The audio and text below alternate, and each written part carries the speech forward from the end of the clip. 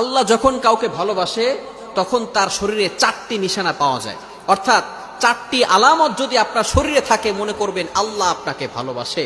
4টি নিশানা। 1 নাম্বার হচ্ছে যাদেরকে আল্লাহ তাআলা দ্বীনের সঠিক জ্ঞান দান করেন তাদেরকে আল্লাহ তাআলা মহব্বত করেন। নাম্বার 2, দ্বিতীয় নাম্বার হচ্ছে যারা বেশি বিপদে পড়ে আল্লাহ তাআলা তাদেরকে মহব্বত করেন।